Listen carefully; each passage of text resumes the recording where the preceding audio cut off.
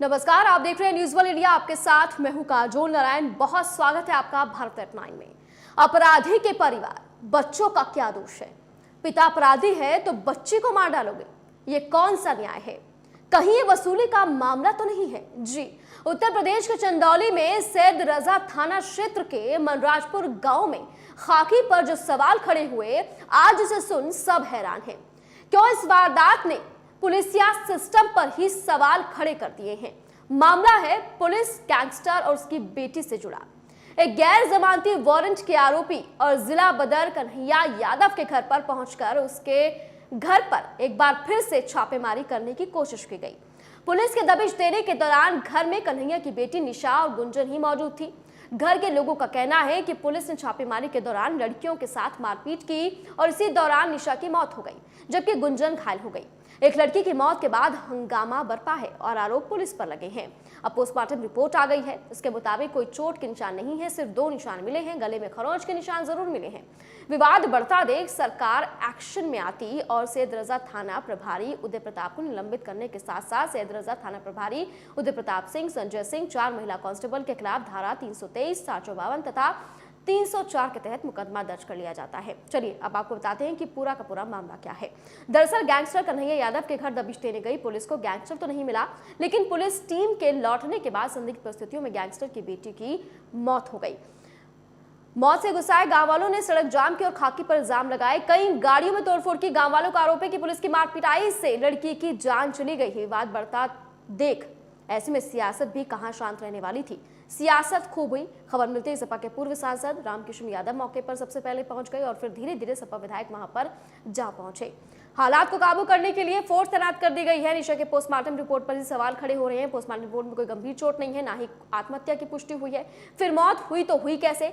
घर वालों ने दावा किया है कि पुलिस ने मारपीट कर फांसी के फंदे से लटका दिया, लेकिन पोस्टमार्टम रिपोर्ट में हैंगिंग नहीं आया। अब सवाल यह है कि लड़की ने घर में फांसी लगाई, लेकिन फांसी के फंदे से लटकते किसी बाहरी ने क्यों नहीं देखा? पुलिस की मारपीट में युवती घायल थी तो अस्पताल क्यों नहीं ले जाया गया? गले के सामने खरोंच और बाएं जोबड़े के नीचे आधा सेंटीमीटर की चोट कैसे आई? मौत का कारण साफ नहीं, इसलिए विसरा परीक्षण के लिए सुरक्षित रखा गया है। आपको यह भी जानना चाहिए कि अमूमन जहर खाने से हुई मौत के मामले में विसरा परीक्षण के लिए सुरक्षित रखा जाता है। चलिए आपको ग्राफिक्स के जरिए बता रहे हैं कि आखिर ये हिस्ट्री शीटर कन्हैया यादव कौन है। चलिए ग्राफिक्स जरिए आपको बताते हैं। सैद रजा थाना क्षेत्र के मनराजपुर गांव का रहने वाला कन्हैया यादव बालू का कारोबारी है। कन्हैया यादव खनन माफियाओं से साठ गांठ कर बालू का अवैध कारोबार भी करता था। कन्हैया यादव का पुराना आपराधिक इतिहास है। न सिर्फ कन्हैया यादव बल्कि उसके परिवार के सभी सदस्यों के खिलाफ अलग अलग मामलों में मुकदमे दर्ज हुए हैं। तो ऐसे में तमाम सवाल भी खड़े हो रहे हैं। आप समझ सकते हैं पोस्टमार्टम रिपोर्ट की आखिर कहानी क्या है, इसके पीछे क्या छिपा हुआ है। ये तमाम चीजें यहाँ पर समझ आ रही है। ना गंभीर चोट है, ना खुदकुशी है, तो आखिर लड़की की मौत कैसे हुई, ये भी अपने आप में बड़े सवाल है। लड़की के खून से क्या पुलिस के हाथ सने हैं? क्या सिर्फ ये वसूली का मामला था या कुछ और है? कितना सच है, कितना झूठ है, इसकी तलाश लगातार हम कर रहे हैं। अब से कुछ ही देर में हमारे सहयोगी भी हमारे साथ जुड़ेंगे और ये कन्हैया यादव, जैसे कि मैंने पहले बताया कि कौन है, तो ये जरा आपको बता दूं, खनन माफियाओं से साठगांठ कर बालू का अवैध कारोबार भी करता था। कन्हैया यादव का पुराना आपराधिक इतिहास है। न सिर्फ कन्हैया यादव बल्कि उसके परिवार के सभी सदस्यों के खिलाफ अलग अलग मामलों में मुकदमे दर्ज हैं। तो ये इतिहास है कन्हैया यादव का, जिसके घर पर पुलिस तफ्तीश देने गई और फिर यहाँ पर एक लड़की की मौत हो जाती है। उसके बाद दूसरी जो लड़की है वो भी गंभीर रूप से घायल है और बस बवाल यहाँ खत्म नहीं होता। क्यों दबिश देने गई थी पुलिस, जरा ये भी सुन लीजिए। कोर्ट से कन्हैया यादव के खिलाफ एनबीडब्ल्यू जारी हुआ था और पुलिस उसकी तलाश में रविवार की शाम उसके घर पर दबिश देने गई थी। जिस वक्त पुलिस ने घर पर दबिश दी उस वक्त घर पर निशा और गुंजा नाम की 2 बहनें ही मौजूद थीं। पुलिस ने दबिश देने के दौरान पूछताछ के नाम पर 2 बहनों के साथ मारपीट की, ऐसा आरोप है। परिजनों का आरोप यह भी है कि इससे बचने के लिए बड़ी बहन निशा पहली मंजिल पर चली गई, उसके पीछे महिला और पुलिस कांस्टेबल भी गए और उसके साथ मारपीट की। इसी दौरान निशा की मौत हो गई और पुलिसकर्मी ने उसे आत्महत्या का रूप देने की कोशिश की है। इसके बाद पुलिसकर्मी वहां से फरार हो गए हैं। तो इस पूरे मामले पर कुछ प्रतिक्रियाएं भी सामने आ रही हैं, एक बार आपको वो भी सुना देते हैं। ये मनराजपुर गांव में जो पुलिस एनबीडब्ल्यू का तलाशी में यहाँ गांव में आए थे और यहाँ आने पर जो है वो वारंटी यहाँ नहीं मिला है। और उनका बेटी का डेड बॉडी मिलने का जो सूचना मिली है, तुरंत कप्तान साहब को ये सूचना मिली। फिर यहाँ जो है फिर पब्लिक ने जाम लगा दिया। जाम लगाने के बाद एक एम्बुलेंस के साथ तोड़फोड़ किया था और साथ में एक सिपाही और एक होमगार्ड के साथ मारपीट किया। और ये परिवारजनों के द्वारा ये आरोप लगाया था, ये इंस्पेक्टर जो है जब यहाँ वारंट के लिए यहाँ घर पर आए थे तो ये बड़े वाला लड़की जो निशा यादव है उनके साथ मारपीट किया है और मारपीट करने के उपरांत उनका डेथ हो गई। आज अपराह्न में एक सूचना मिली कि कन्हैया यादव जो मनराजपुर अंतर्गत थाना सैद राजा के निवासी हैं, उनकी एक बेटी की जो है डेड बॉडी है घर में, और उस पर तत्काल जो है मेरे द्वारा और पुलिस अधीक्षक महोदय के द्वारा मौके पर पहुंचा गया। परिवार वालों से बातचीत की गई और मौका मुआयना किया गया, जिसमें निशा, जिसकी उम्र लगभग 21-22 साल की है, उसकी डेड बॉडी पाई गई है।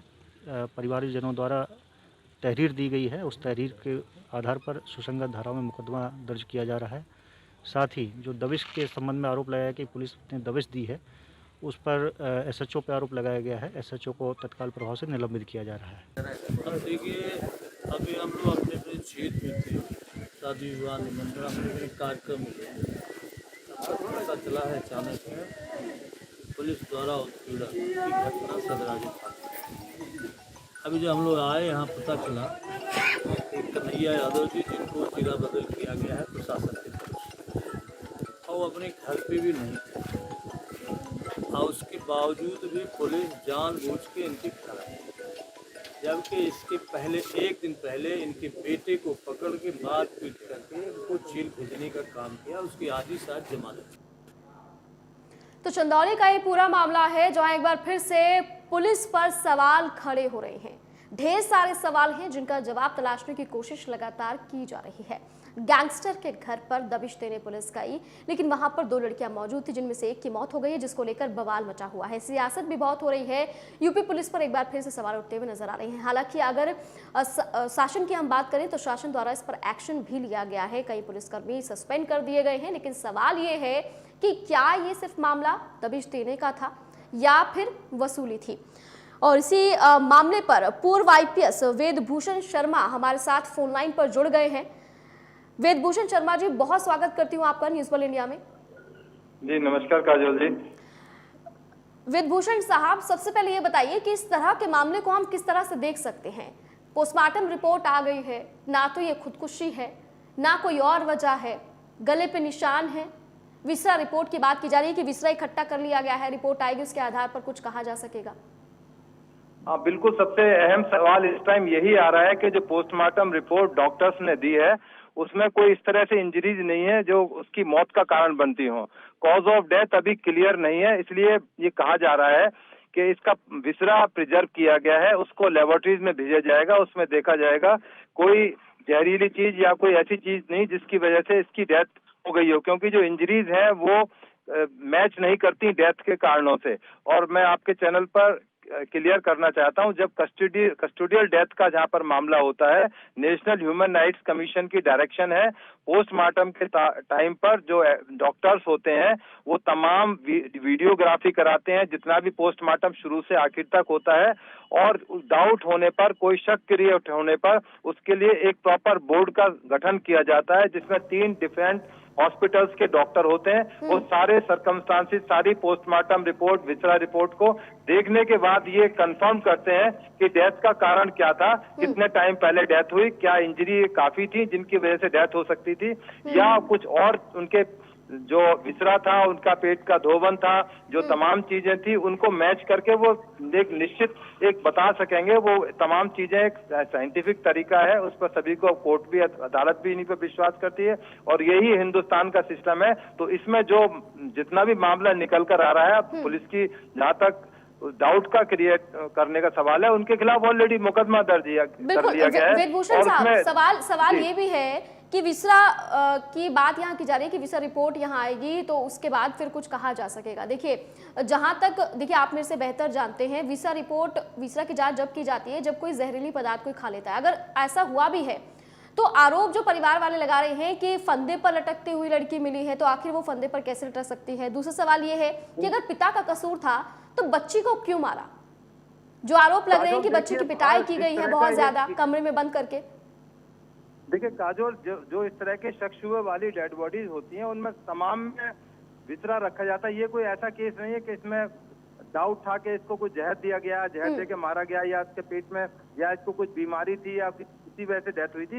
ये नॉर्मल हर तरह के केस के अंदर जब इस तरह के सर्कमस्टांसेज होते हैं जहां डाउट होता है, क्लियर नहीं होता कि कॉज ऑफ डेथ क्या थी, वहां पर उन तमाम केसों के अंदर वितरा रखा जाता है। तो ये नहीं है कि पहला केस है इसमें वितरा रखा गया हो। तो तमाम ये चीजें हैं जो वितरा रखना मैंडेटरी है, प्रोविजन है कि आपको वितरा रखना ही होगा। और वितरा एक मदद करता है डॉक्टर्स को जो है पोस्टमार्टम करते हैं, जो ऑटोप्सी करते हैं, कि ये कारण क्या रहे थे इसके पीछे असरटेन करने के लिए। तो अभी हम सबको इंतजार करना पड़ेगा जब वो बोर्ड गठित होगा और वो तमाम अपनी रिपोर्ट देगा कि मृत्यु के पीछे कारण क्या था, क्या इसके पीछे पुलिस जिम्मेदार थी या उसका अपनी बॉडी के अंदर कुछ इन्फर्मिटी थी, कुछ कमजोरी थी या कोई और वजह थी, या वाकई में जो गले में बताया जा रहा है कि उसको लटकाया गया या फंदे के निशान थे, वो किस चीज के निशान थे, लिगेचर मार्क के निशान थे या वो हाथ से प्रेशर देने के निशान थे, वो तमाम चीजें क्लियर हो जाएंगी आने वाले टाइम में जब भी पोस्टमार्टम रिपोर्ट फाइनल। सर एक और सवाल ये है, जी। सवाल ये नहीं, मैं पूरे सिस्टम पर सवाल नहीं उठा रही हूँ,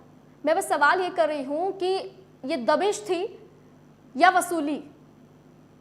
देखिए, जब कोर्ट से नॉन बेलेबल वारंट उसका इशू हुआ है, पहले वेलेबल वारंट, पहले शुरू में एक नोटिस आता है किसी को भी, उसमें नोटिस पे कंप्लायंस ना होने पर फिर कोर्ट उसका बेलेबल वारंट जारी करती है कि आपको बेल देनी पड़ेगी। तो उसके बावजूद जब वो नहीं आता तब नॉन बेलेबल जारी होता है। इसका मतलब वो कानून की जद से अपने आप को बचाने के लिए भाग रहा था, कानून से भाग रहा था, क्योंकि अदालत का इश्यू था नॉन बेलेबल वारंट। हमेशा अदालत ही इश्यू करती हैं जिन केसेस में इनके केसेस का ट्रायल चल रहा था, क्योंकि ये हिस्ट्री शीटर है, इसका पुराना ट्रैक रिकॉर्ड है, क्रिमिनल रिकॉर्ड है, तो इसके केसेस वहां चल रहे थे। उसी क्रम के अंदर एनबीडब्ल्यू जारी हुआ कोर्ट से और उसी को एग्जीक्यूट करने के पुलिस उसके घर पे दबिश देने गई। तो जहां तक वसूली का उसका संबंध है वो तो पुलिस जांच में या उनकी विजिलेंस या जो डिपार्टमेंट होता है वो इंक्वायरी करेगा क्या, पर चूंकि अब आप खुद ही बता रहे हैं कि उसके खिलाफ नॉन बेलेबल वारंट है, तो प्रथम दृष्टया माना जाएगा कि पुलिस अपनी ड्यूटी को अंजाम देने के लिए, उसको एग्जीक्यूट करने के लिए, उसको अरेस्ट करने के लिए उसके घर पर उन्होंने दबिश दी थी। और ये एक सामान्य प्रक्रिया है, जब एनबीडब्ल्यू आता है तो पुलिस के पास कोई ऑप्शन नहीं होता। सर आप मेरे से बेहतर जानते हैं, आप मेरे से बेहतर जानते हैं, सामान्य प्रक्रिया है, चलिए मान लीजिए सामान्य प्रक्रिया है कि गए थे दबिश देने के लिए, छानबीन करने के लिए, लेकिन ऐसा क्या हो गया कि एक लड़की की जान चली जाती है, दूसरी लड़की घायल रहती है और जो बेटा बताया जा रहा है वो भी अस्पताल में है? हाँ बिल्कुल, अब ये जो सारी सर्कमस्टांसेस हैं, जब रेड करने के लिए गए कि क्या वो पुलिस का उन्होंने रेजिस्टेंस किया, विरोध किया कि हमारे घर में रेड ना हो, हमारे फादर को अरेस्ट ना करके ले जाएं, तो उन्होंने क्या सर्कमस्टांसेस रहे कि उनको इस तरह की चोटें आई, क्या वो कूद गए, क्या पुलिस के साथ झगड़े में उनको चोटें आई हैं, ये तमाम चीजें विवेचना का एक सब्जेक्ट है, विषय है।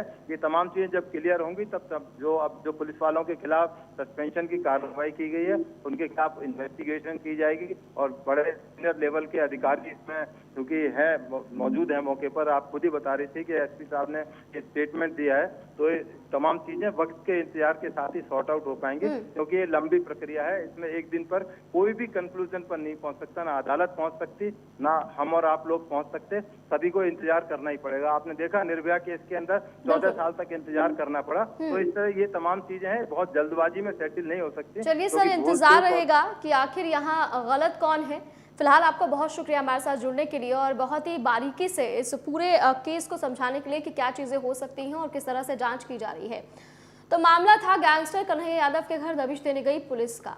तो गैंगस्टर तो नहीं मिला, लेकिन वहां पर 2 बेटियां थी और आरोप ये लग रहा है कि बेटियों के साथ जमकर मार पिटाई की गई है, जिसमें एक बेटी की जान चली गई, एक बेटी गंभीर रूप से घायल हो गई है।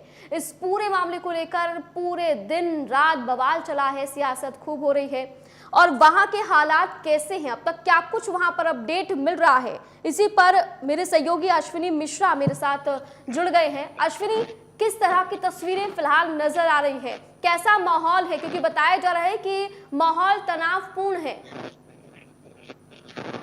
जी, बताना चाहेंगे कि जो भी पिछले दिनों यानी 1 मई को जो भी घटनाएं सदराजा थाना के मनराजपुर गांव में घटी है, उसको लेकर के जहां विपक्ष एकजुट रहा, वहां गांव में भी आपको देखने को मिला।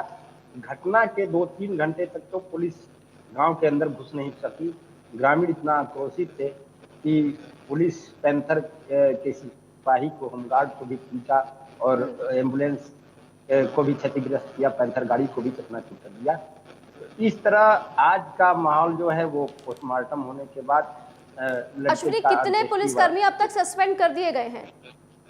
4 हैं, उसमें 4 शामिल हैं, मुकदमा दर्ज किया गया है, सब पर कार्रवाई हो चुकी है। बताया जा रहा है कुछ महिला कांस्टेबल भी हैं। हाँ, उसमें महिला कांस्टेबल भी, 2 महिला कांस्टेबल भी हैं। और सब पर कार्रवाई हो चुकी है, मुकदमा भी दर्ज कर दिया गया है। ठीक है। वहाँ एक 112 के प्रभारी संतोष सिंह की तैनाती भी कर दी गई है। ये मामला पूरा एक अपराधी से और पुलिस का नहीं, इसको मान लीजिए कि एक परिवार जो उदंड परिवार है और खाकी की दुश्मनी का है। ये पूरी अगर इतिहास में जाकर के देखा जाए तो यह परिवार अकेले मुठभेड़ पुलिस को लेने के लिए पूरा मुठभेड़ लेता था। इसके पहले भी कन्हैया यादव के घर में सैदराजा थाने की पुलिस गई थी दबिश देने के लिए, अवैध बालू के कारोबार को रोकने के लिए। तो पूरे परिवार के लिए द्वारा पथराव करके पुलिस को पीछे हटने को मजबूर कर दिया गया था। कहीं न कहीं थानाध्यक्ष जो निवर्तमान रहे उदय प्रताप सिंह, वो अपनी हनक को दिखाने के लिए, उस अपराधी पर अंकुश लगाने के लिए और उसके कार्यों पर, क्योंकि वो अवैध कार्य करता था लेकिन पुलिस से उसकी साठगांठ नहीं होती थी, कहीं न कहीं ये भी मामला अंदरूनी है। चलिए ठीक है अश्विनी, आप नजर बना के रखिएगा, अपडेट लगातार आपसे हम लेते रहेंगे, इस पर अपडेट आपसे हम लगातार लेते रहेंगे, आप अपडेट भेजते रहिएगा। तो ये पूरा मामला चंदौली का है जहां पर पूरा बवाल हुआ।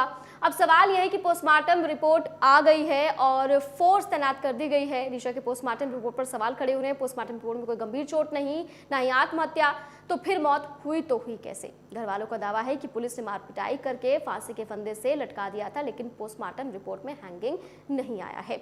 बहुत सारे सवाल हैं जिनके जवाब तलाशने की कोशिश हो रही है। जैसे जैसे एक एक परत खुलती जाएगी वैसे वैसे तमाम सवालों के जवाब मिलते रहेंगे। फिलहाल के लिए भारत@9 में इतना ही, कल फिर लौटेंगे ऐसे ही किसी मुद्दे के साथ। नमस्कार।